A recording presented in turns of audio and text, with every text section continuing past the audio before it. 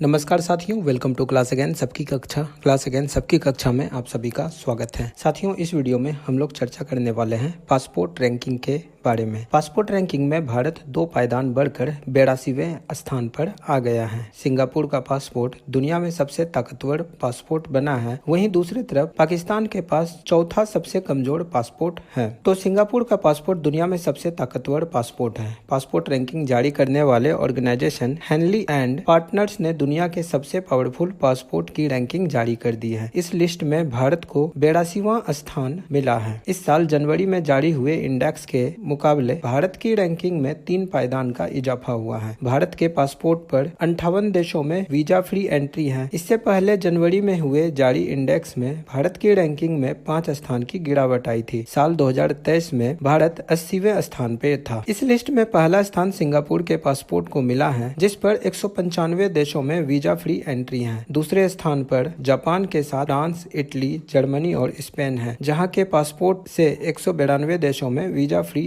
यात्रा की जा सकती है। 191 देशों में फ्री वीजा एंट्री के साथ Austria, Finland, Ireland, Luxembourg, Netherland, South Korea और स्वीडन तीसरे स्थान पर रहे। ये ranking International Air Transport Association के डेटा के आधार पर जारी की गई है। भारत के पड़ोसी देश पाकिस्तान के पास दुनिया का चौथा सबसे कमजोर पासपोर्ट है। पाकिस्तान की पासपोर्ट रैंकिंग 100 है। यहाँ के नागरिक 33 देशों में वीजा फ्री ट्रेवल कर सकते हैं। करीब 2 साल से जारी जंग के बावजूद यूक्रेन का पासपोर्ट न सिर्फ भारत बल्कि रूस के पासपोर्ट से भी ज्यादा पावरफुल है। हेनली एंड पार्टनर्स की रैंकिंग में यूक्रेन के पासपोर्ट को 30वां स्थान मिला है। यहाँ के नागरिक 148 देशों में वीजा फ्री ट्रेवल कर सकते हैं। वहीं रूस के पासपोर्ट की रैंकिंग 45 है। रूसी नागरिक 116 देशों में बिना वीजा के जा सकते हैं। 10 महीने से हमास के साथ युद्ध लड़ रहे इजराइल की पासपोर्ट रैंकिंग 18 है। अफगानिस्तान का पासपोर्ट 103 रैंक के साथ दुनिया का सबसे कमजोर पासपोर्ट है। अफगानिस्तान के पासपोर्ट पर सिर्फ 26 देशों में वीजा फ्री यात्रा की जा सकती है। अब हम लोग जानते हैं कि कैसे तय की जाती है इन देशों की रैंकिंग। तो साल में 2 बार यह रैंकिंग जारी की जाती है। पहली बार जनवरी और दूसरी बार जुलाई में इंडेक्स जारी किए जाते हैं। हेनली पासपोर्ट वीजा इंडेक्स की वेबसाइट के मुताबिक पूरे साल रियल टाइम डेटा अपडेट किया जाता है। वीजा पॉलिसी में बदलाव भी ध्यान में रखे जाते हैं। रैंकिंग इस आधार पर तय की जाती है कि किसी देश का पासपोर्ट होल्डर कितने दूसरे देशों में बिना पूर्व वीजा हासिल किए यात्रा कर सकता है। इसके लिए उसे पहले से वीजा लेने की जरूरत नहीं होगी। इसके अलावा कई देश वीजा फ्री ट्रेवल का ऑप्शन भी देती है। इसका मतलब यह है कि उस देश में कुछ खास देशों के लोग बिना वीजा के भी जा सकते हैं। हालांकि इसकी शर्तें तय रहती हैं। अब सवाल ये उठता है कि